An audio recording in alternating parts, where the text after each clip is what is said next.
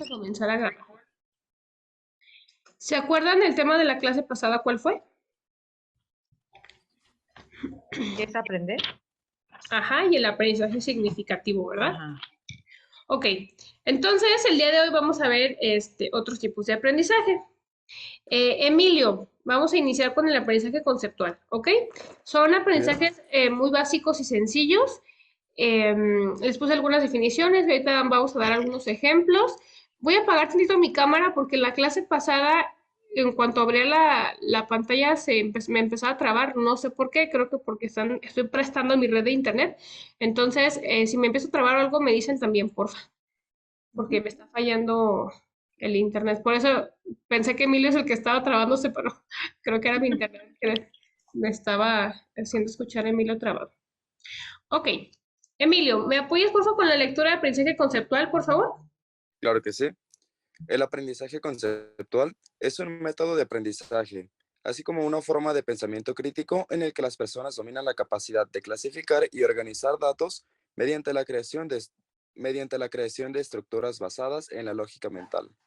Ajá. Este proceso requiere tanto, perdón, de nuevo, este proceso requiere tanto la construcción como la adquisición de conocimientos, porque las personas primero identifican atributos clave que harían que ciertos sujetos caigan en la misma categoría o concepto. Ok, ¿qué ejemplo me podrían dar de aprendizaje conceptual en la que nosotros tengamos que clasificar y organizar información?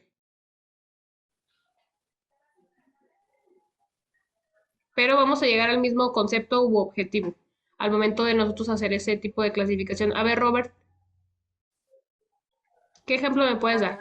Mm, en este momento no me llega ningún ejemplo, profe. ¿Alguna Ah, es- actividad A ver, dime, Emilio. Pues dice de lógica mental, entonces puede ser, por ejemplo, en pues, ciencias exactas como las matemáticas, al utilizar algunos trabajos de matemáticas. Pues sí, porque tienes que llegar a un solo resultado, por ejemplo. O por ejemplo, si nosotros tenemos que llegar a un concepto en específico o a un aprendizaje en específico, si yo, por ejemplo, les pongo a ustedes un resumen, probablemente el objetivo que yo tenga en ese resumen va a ser que ustedes aprendan las fechas y... ¿Qué pasó, Robert? Perdón, profe. Sí, lo que te quería decir es que lo que estaba buscando era como dejar que participaran más mis compañeros, pero Ajá. no quiero que te quedes con la idea de que no trabajo el aprendizaje conceptual. Conectas una cosa con otra. Lo que aprendes hoy se conecta con el siguiente tema. ¿Cómo lo conectas?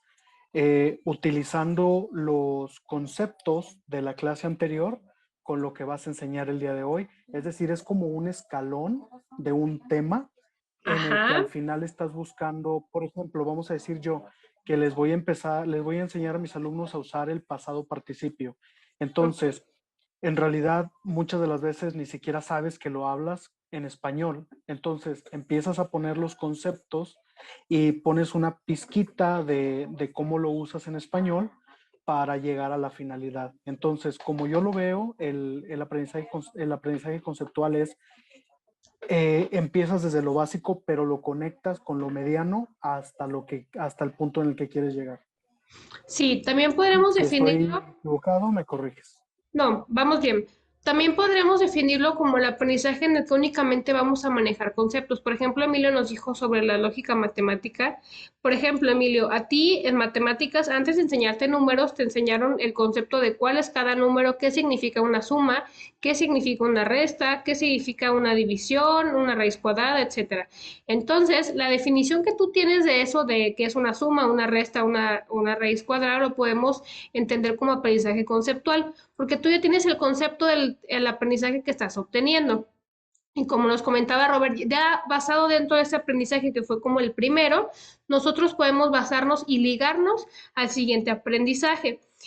Por ejemplo, cuando te ponen a buscar en el diccionario, cuando estabas en la primaria y te dicen, vamos a buscar tal palabra en el diccionario. ¿Para qué? Para que tú tengas un concepto y sepas realmente el entorno de lo que nosotros vamos a ver en clase y tengas una idea de qué es lo que nosotros estamos hablando. Porque probablemente en ciertas áreas de aprendizaje se tienen tecnicismos. Y dichos tecnicismos, dime Robert. Perdón, profe, muchas gracias. Esto que de lo que estamos trabajando ahorita, pero a un nivel como más específico, es una forma de enseñanza que usa TEC de Monterrey, que es el proceso de aula invertida. Lo que Ajá. hace es que deja los conceptos para que los alumnos los trabajen en casa, no como tarea, sino como una pequeña investigación. Y cuando vienen a la clase, ya el maestro complementa lo que tiene que cumplir en la currícula. Muy interesante esa forma. Sí, yo también lo veo basado en cuestión de que el alumno no puede llegar en blanco al aula y más cuando son aprendizajes nuevos. Es importante que el alumno tenga como una lectura general anterior para que pueda entender el contexto de lo que estamos hablando.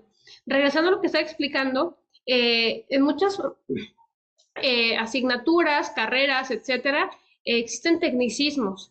Para que nosotros podamos comprender ese tipo de tecnicismos, tenemos que tener pues un concepto del mismo y saber entenderlo. Porque, por ejemplo, si yo les digo a ustedes, vamos a realizar una jurisprudencia, ustedes no van a entender que es una jurisprudencia probablemente porque es un tecnicismo jurídico. Entonces, es necesario que nosotros como docentes sepamos integrar a los alumnos con esos tecnicismos dentro de nuestra aula para que ellos dentro de ese aprendizaje conceptual sepan llevar a la marcha el aprendizaje. Si vamos bien hasta aquí, porque por ejemplo, si Emilio no le van explicado qué es una suma, él probablemente sepa realizarlas, pero no sabe cuál es la finalidad de la suma.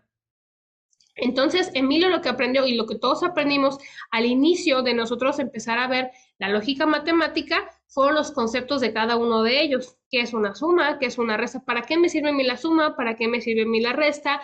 ¿Para qué me sirve a mí una raíz cuadrada? Cuando yo tengo comprendido cuál es el objetivo y el concepto de lo que yo voy a realizar, yo puedo tener a lo mejor un panorama general y ya mi aprendizaje va a ser un poco más fácil porque ya tengo una idea de qué es lo que voy a ver dentro del aula y cuál es el objetivo de ese aprendizaje.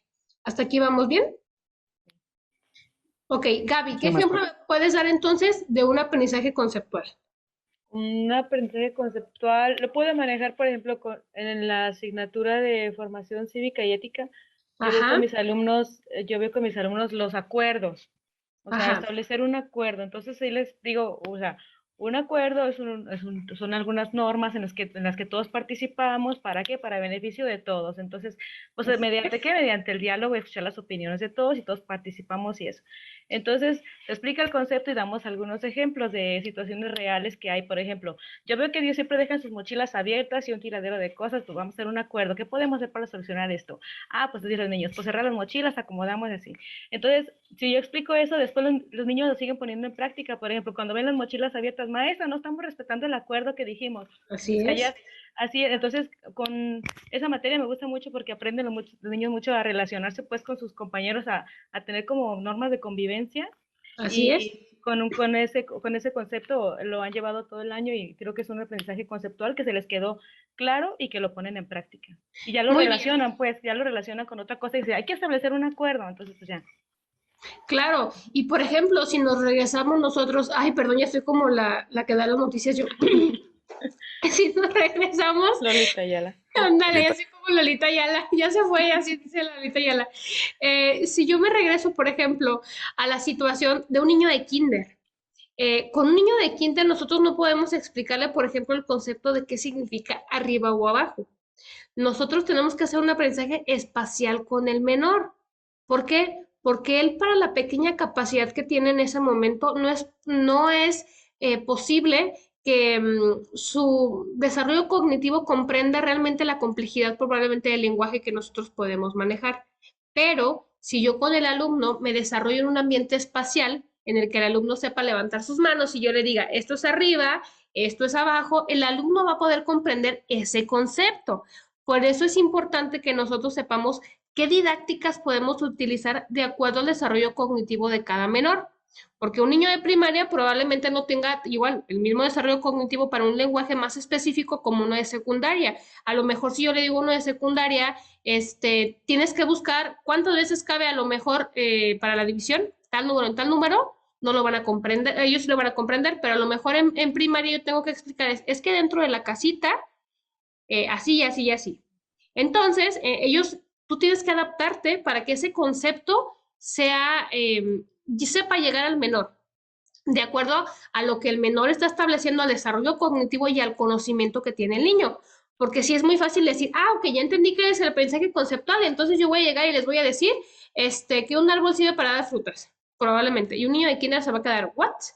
O sea, un niño de kinder a lo mejor es un lenguaje muy sencillo, pero el alumno del kinder no lo va a entender. Probablemente tú tienes que llevarlo a que tengas interacción con un árbol para que él sepa cómo es que brinda un fruto. Y a lo mejor hasta que se coma, por ejemplo, el mango, ¿no?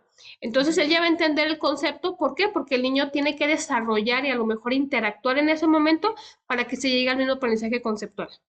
¿Ok? Entonces puede ser de una manera práctica, dimensional o de una manera teórica. ¿Hasta aquí vamos bien? Bien, maestra. Va. Ok.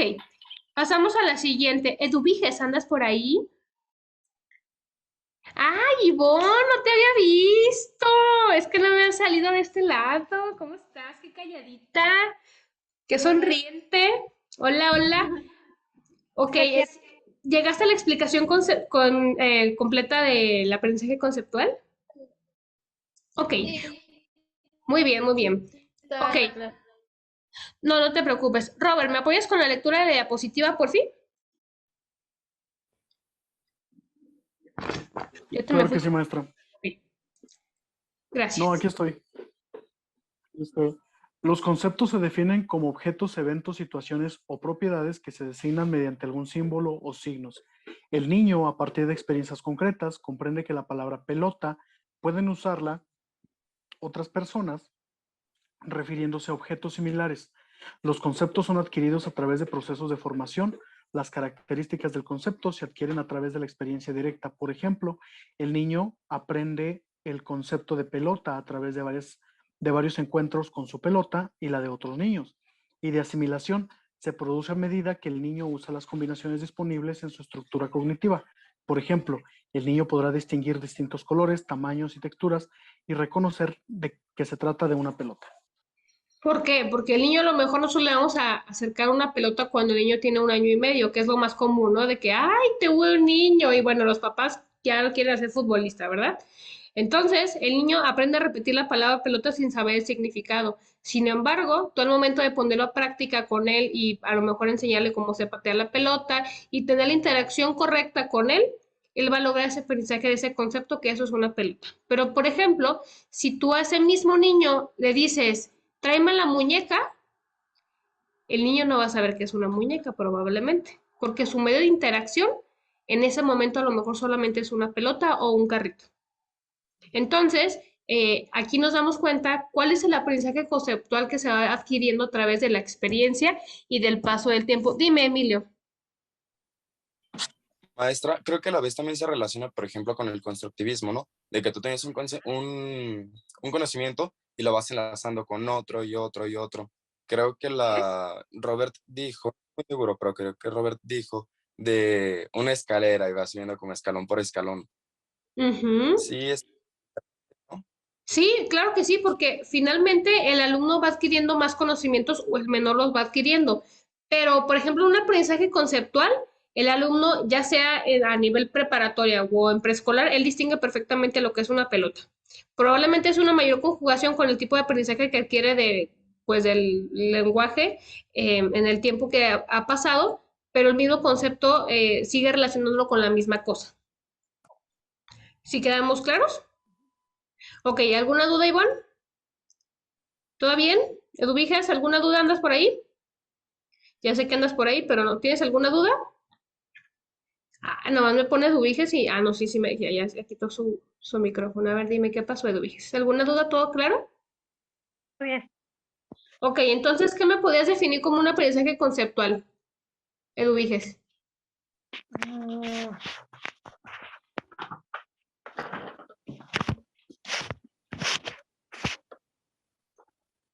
A ver, dame un ejemplo. Algo un ejemplo. sencillito. Ajá, algo sencillo. Ok, pues sería que el niño entendiera lo que le estoy explicando. Ajá, por ejemplo,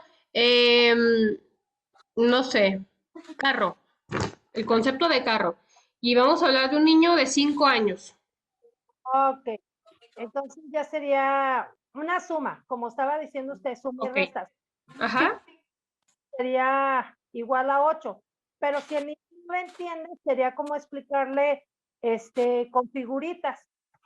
Ajá, Como más o menos, por decir así, 5 triángulos y más otros 3 triángulos.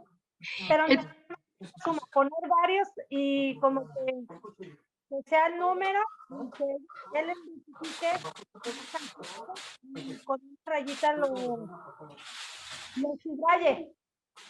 el primer paso sería que el alumno comprendiera qué es una suma y cuál es su finalidad. La suma lo vamos a entender para que tú sepas ¿para qué me sirve tener 3 frijoles y 3 frijoles? ¿Cuántos son? El alumno se va a dar cuenta que es para saber cuánta cantidad de frijoles tengo, por ejemplo, yo en esta mano. Entonces él ya se da cuenta que de esa manera va a poder saber cuántos soy ahí. Si tú ya le explicaste cuál es el objetivo de la suma, ya tú puedes utilizar la herramienta didáctica necesaria para que sea más fácil el aprendizaje de las sumas, porque a lo mejor el número en ese momento puede ser complicado para él, pero con las figuras, como tú lo comentas, puede ser un poco más sencillo el aprendizaje. ¿Ok? Claro. ¿Vamos bien? Gaby, ¿me apoyas, porfa, con la diapositiva de aprendizaje enciclopédico, por favor? Sí, maestra, con mucho gusto. Aprendizaje enciclopédico. Es manejar mucha información de manera de erudición y enciclopedismo. Ajá. No es la cantidad, sino la calidad lo que cuenta en el aprendizaje. El profesor es un especialista en la materia y la transmisión de la información es suficiente para que el alumno aprenda.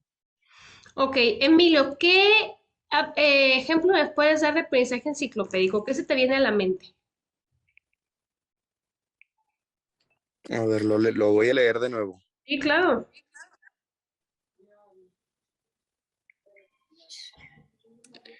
Um, Ay, está un poco complicado, un tanto complicado. Ivonne, ¿tú tienes Em, algún ejemplo de aprendizaje enciclopédico? Por ejemplo, les voy a dar yo un ejemplo. En cuestión de divulgación científica, la divulgación científica tiene que tener pues unas muy buenas fuentes para que yo pueda hacer las publicaciones de las mismas. Pero yo como docente me hago llegar de esas herramientas, ¿no? Por ejemplo, si yo voy a hacer o voy a dar una clase de tesis, yo tengo que realmente tener los conocimientos necesarios, una, para enseñarlos a utilizar cómo se cita en formato APA, para enseñarlos a buscar redes fiables de información, etcétera. Entonces, yo como docente, yo voy a ser el especialista en esa transmisión del conocimiento, pero lo que yo necesito es transmitir la calidad de ese aprendizaje. A mí no me va a servir de nada que yo los ponga a leer, a leer, a leer, a leer, si yo sé que no va a haber alguna comprensión. Sin embargo, al yo tener ese conocimiento ya deshebrado, pongámosle así, o desmenuzado, yo puedo hacerles llegar esa información de una manera más sencilla. Por ejemplo, yo te voy a decir, Emilio, tú puedes hacer tus citas en formato APA en la 7ª edición. También te voy a decir que en Google Students y en Google, no me acuerdo cómo se llama el otro, puedes sacar información fiable que no sea editable como Wikipedia. También te puedo revisar a lo mejor lo que es la ortografía de tu texto. También de dar algunas sugerencias de redacción del mismo. Entonces, en ese tipo de conocimiento, el docente se supone que es el especialista y tú como alumno, al momento de transmitirle es un poco más sencillo. ¿Por qué? Porque el docente ya tuvo como pues sí, el aprendizaje correcto y sobreaprendizaje de ese tema. Entonces, con eso probablemente va a ser suficiente para que tú aprendas. Sí, porque si yo te pongo a investigar cómo hacer una tesis y tú te vas a quedar, o sea, vas a sacar un montón de significados de, bueno, que tengo que hacer la hipótesis, tengo que hacer el marco teórico, tengo que hacer, y tú te puedes colapsar de tanta investigación sin llegar a un objetivo en específico. Sin embargo, si yo te digo, mira, la hipótesis puede ser de esta manera, el marco teórico tiene que implementar esto, esto y esto, tus objetivos generales van a ser estos, sus objetivos específicos tienen que implementar lo de tu investigación, bla, bla, bla, bla, bla, bla. Al yo desmenuzarte esa información, probablemente sea suficiente para que tú tengas ese aprendizaje y puedas lograr el objetivo. ¿Quién me dijo maestra? ¿Gaby? No, ¿No? maestra. ¿Tienen alguna duda hasta aquí con el aprendizaje enciclopédico? Entonces podremos tomar en cuenta, maestra, como en términos generales, aprendizaje enciclopédico es cuando aprendes por medio como de investigación, por ejemplo, en libros, además, ¿no? Ajá. ¿Ok? O puede ser, maestra, por Dime. ejemplo, un caso así como práctico de algunas maestras que nos dan algunas teorías o algo así. Por ejemplo, la maestra de teoría que nos da De la evolución y educación. así.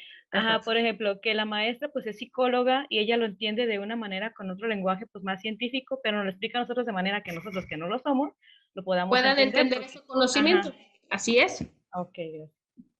¿Hasta aquí vamos bien? Bien, maestra. Vientos huracanados. Pasamos a la que sigue. ¿Apoyas, Emilio, porfa, con la lectura? Claro. Propone Ay, Dios. Listo. Propone la formación del docente como la de un especialista en una o varias ramas del conocimiento académico. Ujú, Respetarse la lógica y estructura de las disciplinas. ujú, Tarea del docente es la exposición clara y ordenada de los componentes fundamentales de las disciplinas del saber ujú. y poner los contenidos de acuerdo al currículum acomodados al nivel de los alumnos de determinada edad. Ok, como primer punto, yo tengo que proponer o hacer que el docente sea especialista realmente en eso, porque imagínense que yo les pongo a un maestro que dé la materia de tesis y a lo mejor el maestro ni siquiera tenga licenciatura o una maestría en algo afín a ustedes. ¿Cómo realmente te vas a asesorar en un tema si él no es erudito en eso? O sea, ¿cómo te vas a saber guiar en ese momento? ¿Ok? El primer punto es que él tiene que ser especialista y yo tengo que respetar como segundo punto una secuencia lógica y una estructura. Si, por ejemplo, a mí me marca que una tesis tiene que tener marco teórico, objetivos, hipótesis, objetivos generales, particulares, conclusiones, bibliografía, etcétera, yo tengo que hacer y respetar esa estructura, independientemente de que yo tenga a lo mejor diferente acuerdo o diferente opinión porque, por ejemplo, hay algunos autores que manejan unas teorías, otros que manejan otras, pero no por eso yo voy a encerrar al alumno en una sola teoría. Yo tengo que ser abierto para poder respetar ese tipo también de teorías y argumentos de algunos otros autores. Y respetar secuencias lógicas cuando se requiera o se tenga que tener así. ¿Ok? ¿Hasta aquí vamos bien? Sí. Yo como docente, posteriormente, voy a hacer una exposición clara y ordenada de los componentes, o sea, del contenido que yo voy a brindarles a ustedes.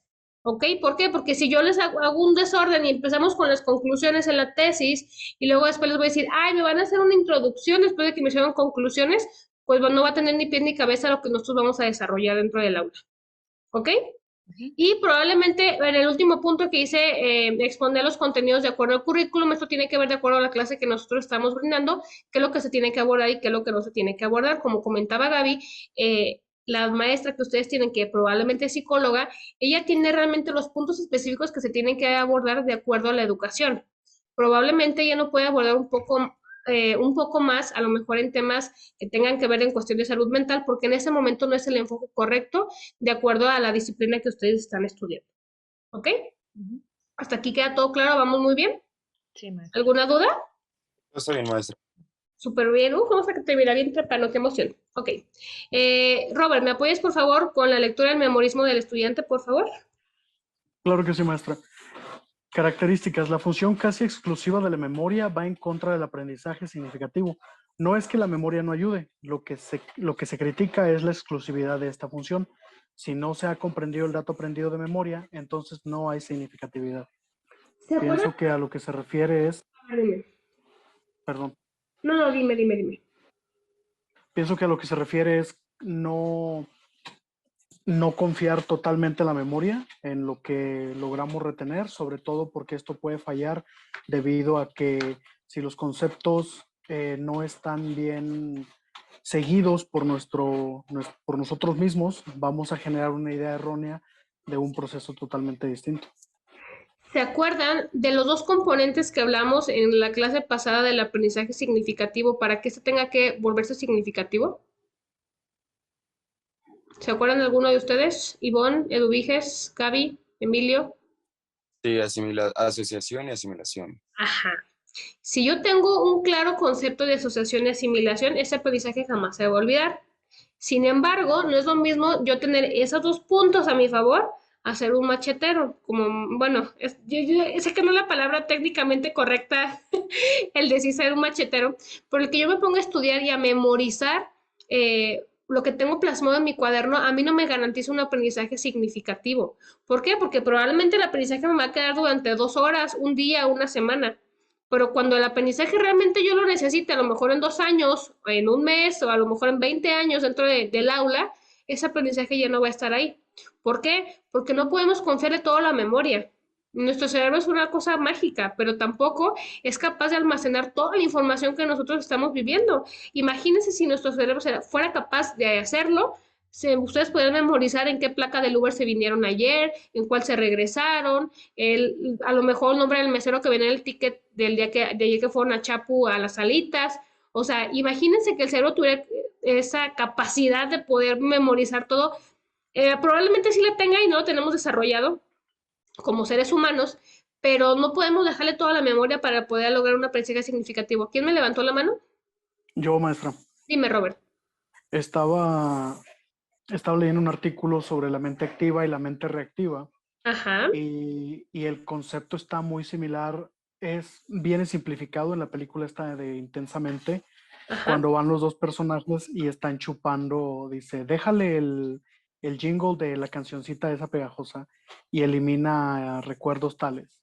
ajá. Entonces, eso es, aunque está simplificado de esa manera, sí hay una explicación científica para lo que estaba planteando sobre memoria activa y memoria reactiva. Y que Ujú. la memoria activa guarda cierto tipo de datos y la memoria reactiva es donde se guardan los datos subconscientes.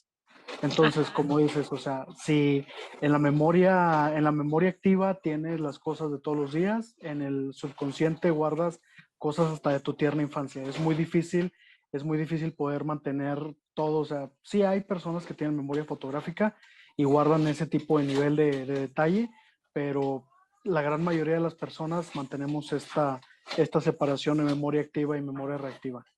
Claro, y a lo mejor en ti puede ser que en tu memoria tú lo puedas conservar el aprendizaje que tuviste un día antes en la noche del examen durante un mes, pero a lo mejor Gaby nada más lo puede obtener una semana, porque dice, bueno, a mí me sirve únicamente para pasar el examen y tu cerebro al momento de que tú tienes esa convicción de decir, lo necesito para pasar del examen, tu cerebro dice, no va a ser importante posteriormente y lo desecho. Porque tú con pues sí, con ese orden le estás dando la instrucción a tu cerebro de que es únicamente para eso, para pasar el examen.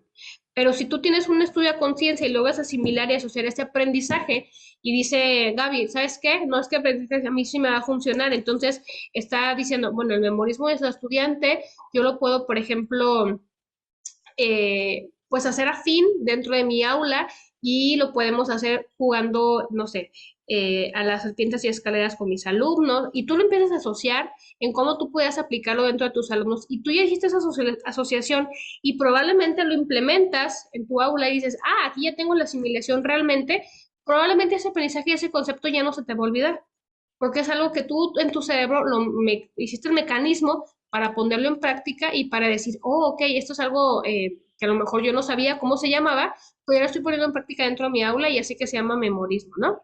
O por ejemplo, la pensé que conceptual que les platiqué hace ratito, que a lo mejor ustedes ponen en práctica dentro de esa aula, pero no saben tal cuál era el nombre correcto de ese tipo de aprendizaje. Entonces, a lo mejor Emilio va a decir, ah, mira, y ya cuando esté frente al grupo, yo me doy cuenta que primero el estudiante tiene que tener un aprendizaje conceptual de este tema para que él mismo pueda comprenderlo posteriormente. ¿Ok? ¿Hasta aquí vamos bien? Entonces, aquí la diferencia que nosotros hacemos es que no existe asociación ni asimilación y es por eso que muchas veces no se puede generar un aprendizaje significativo a través de un memorismo. ¿Ok? Vamos y regresamos porque se nos va a terminar el tiempo de claro. Ahorita los veo.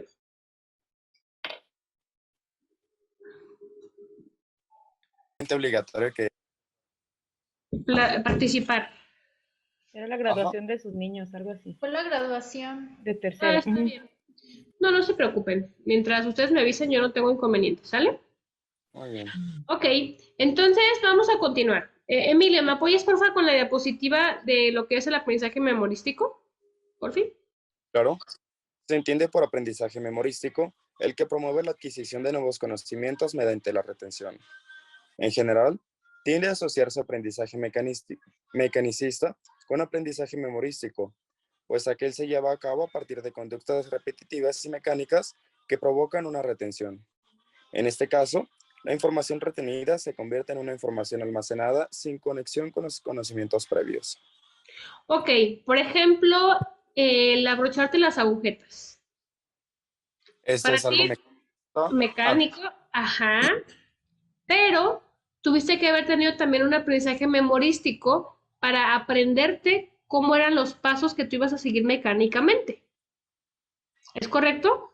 O Sí, por sí, sí. ejemplo, algo más sencillo todavía, el aprender a ponerte los zapatos.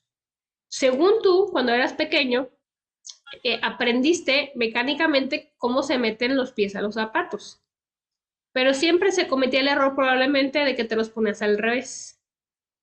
Porque el pequeño detalle del aprendizaje memorístico de cuál es el pie derecho y cuál es el pie izquierdo y bajo qué figura tiene cada uno de los zapatos, eso a lo mejor es el error, por ejemplo, que cometen todavía los niños pequeños, que nosotros, a través de la memoria que empezamos a decir, a aprender cuando nuestra mamá nos decía, no, es que mira, este va en este pie porque mira, tu pie es así, así y así.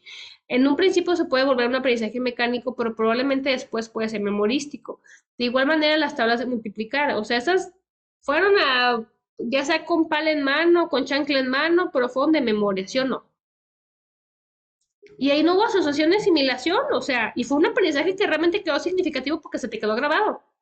Y a lo mejor tú lo asociaste con la chancla y por eso tú lo aprendiste, pero no realmente con lo que te iba a dejar el aprendizaje de las tablas de multiplicar. Digo, hay personas que a esta edad a lo mejor ya no se acuerdan de las tablas. Y yo sé que a lo mejor no fueron las mejores herramientas didácticas, pero funcionaron, ¿no? Entonces, les doy aquí algunos de los ejemplos, pues, de los aprendizajes memorísticos y el cómo se pueden unir algunas veces con los aprendizajes mecánicos. ¿Ok? Emilio, ¿alguna duda? Robert, Gaby, No, ¿no? maestra. ¿Bien? Todo bien. Excelente, vamos muy Muy claro, rápido. profe, gracias. ¿Saben qué se me hace muy curioso? Que cuando estamos en clases en línea, perdón, en presencial, Emilio se acuerda de todas las anécdotas de la vida y se nos hacen 2 horas de clase. Cuando estamos en línea, Emilio está bien calladito y en 10 minutos acabamos todos los temas. ¿Sí o no? A ver, dame, Ay, tres oye, don anécdotas. Dame una anécdota de un aprendizaje memorístico. ay, maestra, pues con las Ay, tablas. ay, ay, tú eres el bueno para eso. No, de verdad que a mí me falla demasiado las matemáticas. Yo soy una fichita para esos temas. Oh. Y no es como la típica que te golpea porque te aprendas las cosas, pero sí era como, ya, dímelas, y yo es que no sé. Oh, Dios, Y, colapsaba tu cerebro. ajá, sí, sí, yo estaba así, no, es que de verdad no sé, no me preguntes. Y de repente yo ya me sabía todas las tablas de pies a cabeza, salteadas, todas, todas. Y al día siguiente llegaba, a ver cómo te fue. Yo, no, súper bien, a ver, dímelas. Y yo, ¿qué? ¿De qué me estás hablando? Y no, fui un caos. Hasta ahorita soy malísimo en matemáticas. De hecho, en la prepa llegué a pagar para que me hicieran mis trabajos de matemáticas porque yo pésimo en eso. No, no, no. A ver, dame un ejemplo de aprendizaje memorístico. Por ejemplo, cuando saber inflar y sellar un globo cuando pues ya está inflado, eso es un aprendizaje memorístico. Porque te dijeron, ah, tienes que enredarte pues la cosita en el dedo y luego lo metes por ahí y ya queda cerrado el globo, ¿no? A ver, dime, Eso. Emilio. De hecho, yo estuve estudiando un tiempo inglés y creo que es un aprendizaje memorístico, pero a la vez creo que es como mecánico también, porque yo la verdad no estoy como, bueno, sé que depende del contexto, se puede utilizar, ¿no? Yo no estoy muy a favor del aprendizaje memorístico para muchos casos, pero pues bueno, hay algunos que se hace de memoria o no se hace. Entonces, por ejemplo, cuando yo estuve estudiando inglés, estuve en dos escuelas y en una era así como de, repite conmigo, era como solamente repetir, repetir, repetir. No digo que está mal repetir, solamente digo que en esa escuela era como que te lo aprendes y te lo aprendes y tú ya te llevaste tu aprendizaje. Y en otra escuela era, ok, te lo aprendes, pero al rato, al final de la clase, vamos a utilizar esa palabra y me vas a platicar lo que tú quieras con las palabras que aprendimos hoy. Entonces era algo mecánico y era algo memorístico, entonces como que se enlazan las dos y es un muy, muy buen aprendizaje porque si solamente es como de, dime que table es mesa, entonces table, table, table, pues se te queda grabado y no se te va a olvidar, pero es algo tedioso, entonces lo puedes como complementar con alguna otra actividad para que se vuelva como más ligero el aprendizaje. Ahí sí voy a diferir de tu opinión, porque creo yo que en el inglés, lo que hace la efectividad en el inglés muchas veces es la asociación que tú vas a tener con el español y el significado del mismo. Probablemente, como aprendizaje memorístico puede ser la pronunciación del mismo. porque tú tienes que seguir de una manera correcta la pronunciación. Si, por ejemplo, a ti te dicen forzosamente es listening, tú dices, ¿cómo? Y vuelves a repetir, a repetir, a repetir. Haces tanto en la repetición que a lo mejor probablemente se puede entender como un aprendizaje memorístico, porque es un aprendizaje que tú no tenías, pero que con las repeticiones constantes memorizaste cuál es la pronunciación correcta, ¿no? Pero creo que, a ver, dime, Robert, tú eres maestro de inglés, ¿verdad? Sí, profe. A ver, Pues aquí. mira, yo siento que esta parte del aprendizaje memorístico es como todo lo que hemos estado viendo. Nada es absoluto, todo tiene matices. Tanto el conductismo tiene cosas buenas, la parte del desarrollo tiene cosas muy positivas, pero también tiene su lado negativo o su lado desarrollar. Entonces, la parte del conocimiento memorístico viene precisamente del lado de memorizar, de memoria, lo que anteriormente conocíamos como machetear. ¿Ok? Así es. Entonces, ¿cómo lo podemos nosotros, cómo podemos nosotros para poder llegar al siguiente nivel? Algo muy sencillo con lo que yo empiezo cuando estoy enseñando es pronombres. Entonces, te explico por qué, cuál es el verdadero, así como a nosotros nos rige la Real Academia de la Lengua, al inglés lo rige Cambridge, no es mío, es algo que ya está. Entonces, ellos vienen con sus estructuras en cuanto a su gramática. Y entonces yo lo que te enseño como beneficio es que tienes que aprender la diferencia entre una lengua y otra, porque aunque es algo sencillo, yo te enseño esto para que tú puedas entender por qué no son similares las gramáticas, la de nosotros en español y la gramática en inglés. Ahora bien, hay cosas que de verdad tienes que aprenderte cómo De van, cómo memoria, son, como los y que verbos la mejor irregulares. manera, exactamente, y cosas que tienes que aprender de memoria para poder avanzar al siguiente nivel. Para Así yo es. poder enseñarte el tan famoso e incomprendido verbo be o el verbo to be, como dicen en educación pública, eh, tengo que enseñarte primero pronombres. Entonces, es importante, sí, pero conforme lo que vimos hace un momento, no lo es todo. No podemos confiar solamente en la memoria sin Ujú. haber entendido realmente lo que estamos aprendiendo. Entonces, sí es importante a veces, muchas de las veces, el machetear. Ahora, como docente para niños, me ha tocado trabajar con el trabajo de tablas de multiplicar. ¿Sabes qué? Hay veces en que le decía a otra maestra anteriormente, ingresas a la caja lab así en fa y solamente tomas el dato y lo reproduces. 6 por 6, 36. Y entonces empiezas a trabajar la parte de repetir para aprender. ¿Ok? Ujú. Ya te sale de memoria, ¿por qué? Porque en este caso, con una ciencia exacta, como es matemáticas, no hay variantes. 6 por Claro. 1 siempre van a ser 6, 6 por 2 siempre van a ser 12 y así sucesivamente. Me parece correcto lo que dice Emilio porque es su experiencia, pero viéndolo ya del lado docente, memorizar las cosas también es muy importante, pero memorizarlas de manera correcta. Muchas gracias, profe. Así es. Y por ejemplo, aspectos de la vida cotidiana, como lo fue, digo, Emilio, tú no aprendiste a ponerte un pantalón, o sea, fue algo que fue un aprendizaje que tuviste que haber hecho, a lo mejor tu mamá te dijo en el kinder, ahora tú te vas a empezar a vestir solo y tú aprendiste a prueba de a lo mejor de errores y de memoria el cómo tenerte que poner un pantalón o los calcetines o porque a lo mejor te lo ponías al revés, porque a lo mejor te lo ponías, no sé, con los pies hacia volteados. Entonces, fue a lo mejor una práctica que tuviste que de manera, tuviste que memorizarlo para no equivocarte. Porque, digo, hay veces que a lo mejor hacemos las cosas tan a la carrera, como es el ponerte una blusa, que no te das cuenta que te la pusiste al revés. Sin embargo, lo que quedó grabado en tu mente en ese momento fue, ya hice los movimientos que mi cuerpo tenía que hacer para llegar al resultado, ¿no? Por ejemplo, ¿qué otro tipo de movimiento, o sea, de cosas hemos aprendido con el transcurso de nuestra vida cotidiana que, por ejemplo, manejar? Tuviste que aprenderte a cómo es el acelerar, cómo es ir sacando el clutch poco a poco, de acuerdo a lo mejor al tipo de vehículo que tienes. ¿Por qué? Porque a lo mejor a Robert yo le presto mi carro y a lo mejor dice, no, si yo sé manejar estándar de memoria y tómala, se le paga con el mío, porque el clutch no corta a la misma altura que el de él. Sin embargo, el aprendizaje memorístico que tuvo fue de acuerdo al vehículo que él estaba utilizando en ese momento. ¿Ok? ¿Sí queda aquí claro? Emilio, tenía la mano levantada, dime. Sí, Yo a lo que me refería más bien como en general, maestro, era, por Ajá. ejemplo, que, ok, aunque no, sí es bueno el aprendizaje memorístico, pero yo creo que puede ser como mejor si se acompaña como con alguna otra actividad, Ah, como, claro.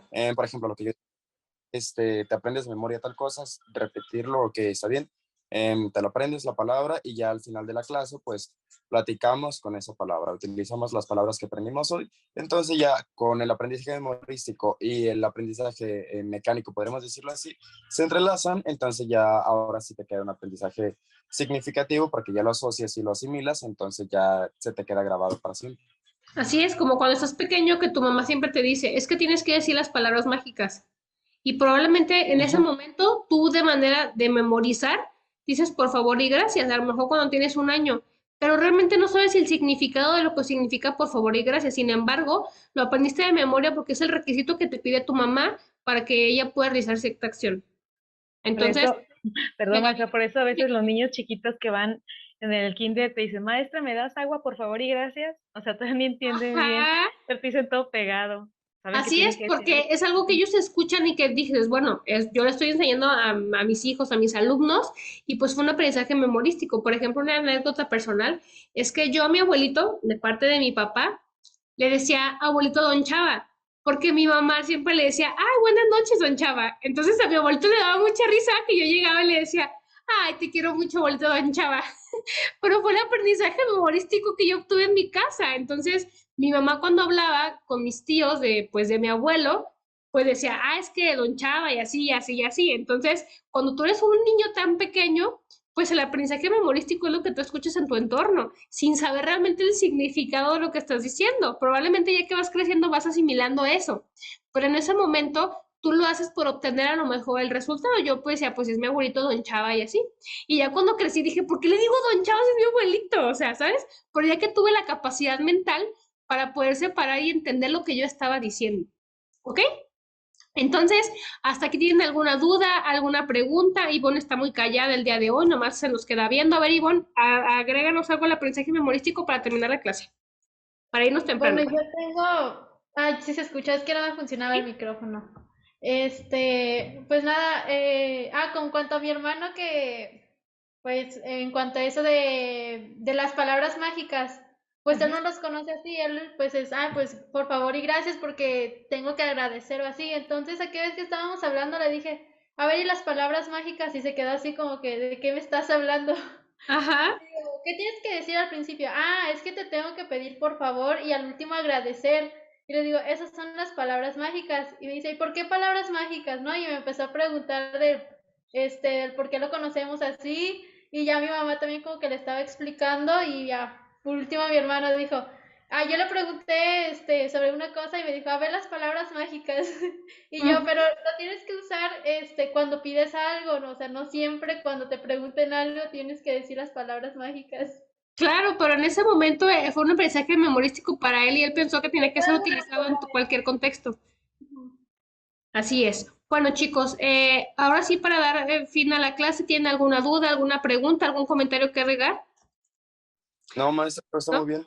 Ya ves, Emilio, cuando estamos en línea, como que se te desconecta el mundo y terminamos bien rápido. Dime, Robert. No, profe, al contrario, muy significativo, que nos ayuda a ponerle nombres a procesos que, bueno, ya conocíamos, ya manejábamos, pero es bueno saber que cuando nos refiramos a este concepto, este nombre es el que debe llevar. Muchas gracias. Qué bueno. Bueno, chicos, entonces logramos el objetivo, los vamos a dejar salir temprano en sábado, que tengan muy buen fin de semana, que coman muy rico, que se la pasen muy bien y prometo subirles igualmente, el día de maestra. hoy la tarea, ¿sale? Va a ser algo Muchas muy pequeño, gracias. pero para que tengan oportunidades, si lo quieren ir adelantando el día de hoy o mañana, pueden hacerlo, ¿sale? Que tengan buen fin de semana, chicos, cuídense mucho. Gracias, maestra, Muchas gracias, igualmente. Hasta maestra. luego. Muchas gracias, maestra. Bonito fin de semana. Bye bye. Bye.